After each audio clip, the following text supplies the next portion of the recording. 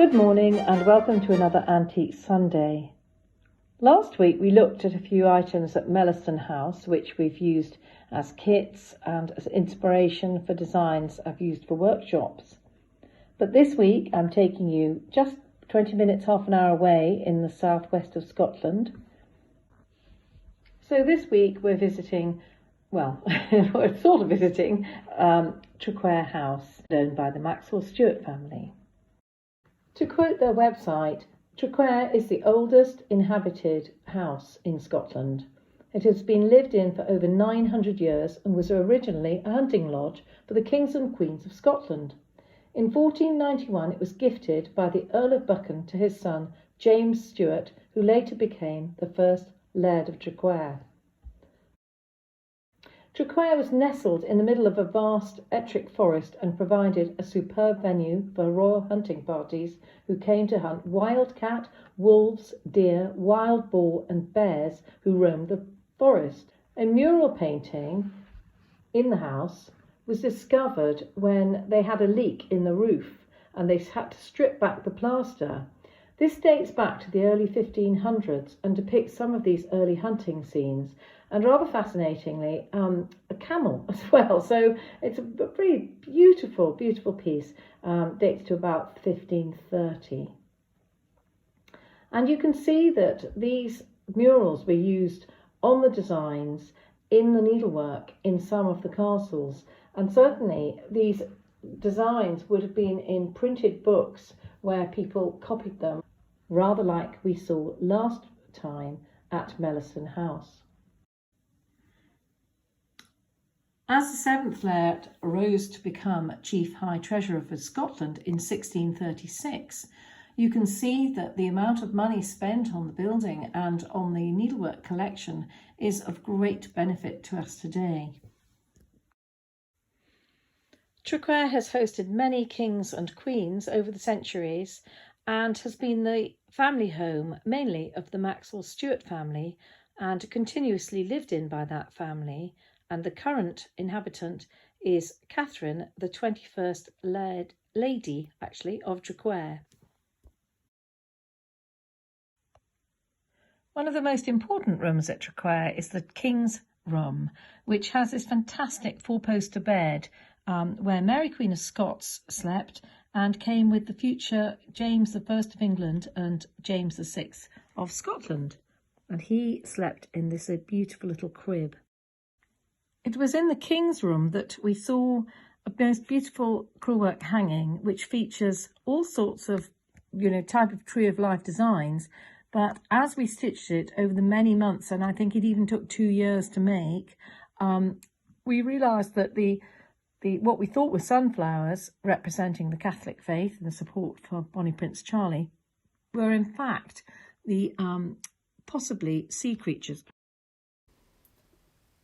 Margaret Swain links to Traquair House because she became a great friend of Flora Maxwell Stewart, the current 21st Lady of Traquair's mother. So she is actually the mother of Catherine, and she was the person that I first became friends with when I started to go up to Traquair House in the late 1980s. Margaret Swain is known as an authority on historic needlework throughout the world, but in particular she focused on the Scottish embroidery and the private collections and public collections in castles, which of course she researched very thoroughly. Now I'm going to read you a paragraph from the excellent Scottish Embroidery Medieval to Modern book by Margaret Swain, which really can't be bettered, and it's out of print now, but it's by Batsford and you can sometimes buy it online in a search. So this title is Chapter 5, The Domestic Needlewoman in the 17th Century, and I'll just read you a short paragraph while we look at the textiles in Traquair. In 17th century Scotland, needlework was by no means the elegant pastime of ladies with set leisured hours to fill. Indeed, the supervision of a large household, punctuated by successive pregnancies with the resulting large family, left little time for leisure, especially when children's health and education needed daily care. All household linen had to be cut, hemmed and made up into tablecloths, napkins, sheets and pillow bears, as well as shifts and shirt and other clothing. Textile furnishings such as cushions, bed hangings and chair covers could be ordered, but most were made at home, particularly in remote districts. Husbands and friends were often commissioned to bring back materials, designs and clothing, often to their confusion when what they brought back was unacceptable. So she then goes on to say, in November 1699, Catherine Humes wrote to her husband, the Laird of Kinmahane, "My dearest, I am in such confusion at your staying so long from me that I know not what to write, but to obey you, and let you hear all we are. Only I want my dear's pleasant conversation, which is better to me nor health or any other thing in this world. To be well pleased with her bodies, as I eel. I have sent mine back again, for they are so tight that I cannot wear them. Besides, they are so slight that I believe they would not last 2 months. Therefore I entreat you, Gar, give them back again, and get me per strong twill. Once, if only there be only..."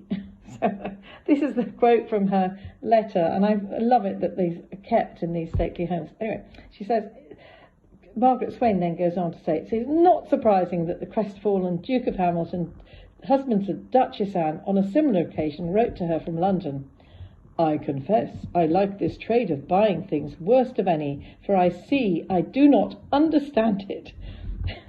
The purchase of material for embroidery required even more discrimination than for clothing. Silks and worsteds could not be ordered as required by post. They had to be amassed for use whenever possible. Agnes Keith, Countess of Morton, who died in 1684 in Crewel on the island of Orkney to the north of the Scottish mainland, her belongings were carefully listed by her maid, Bessie Webb. 1 great sweet bag sewed with pity point. 1 great sweet bag embroidered with silver and gold. 1 little white box with purling, and 1 number of other small things therein. 3 sweet bags embroidered with gold and silver of taffety. 1 pound and half new coloured silk. ½ pound of sewing gold beside old colours of silk. And 1 trunk containing 1 white fustian bed sewed with incarnate worsted, whereof 15 pieces in it. 4 pieces of galls great and small. 1 little box with an dozen ells of black and old gold ribbons therein. 1 little Flanders basket wrought with an woven silk cushion, therein unmade up. 1 pound and half new coloured silk. ½ pound sewing gold, old colours of silk." And for me, the most interesting bit is half a book of gold, half a stone of coloured worset, ½ pound of small Naples silken colours, ½ pound of ingrammed worset, and then she lists some other things.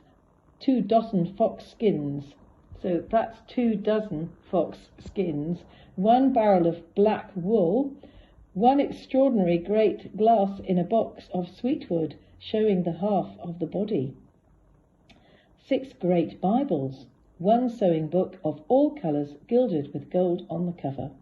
So she was not, Margaret Swain says, she was probably not exceptional in the amount of silk and wool she had in her stock, which I think is a wonderful thing that, she had a stash, and don't we all have a stash? But in those days, on Orkney, of course, only accessible by sea, and I have sailed there 2 years ago. It was absolutely wonderful, but extremely remote. And I have been in the castle she lived in, and I could imagine how amazing it must have been to have had this fabulous stash of silks and golds and silver threads and wools to make the beautiful needlework that must have given them so much joy.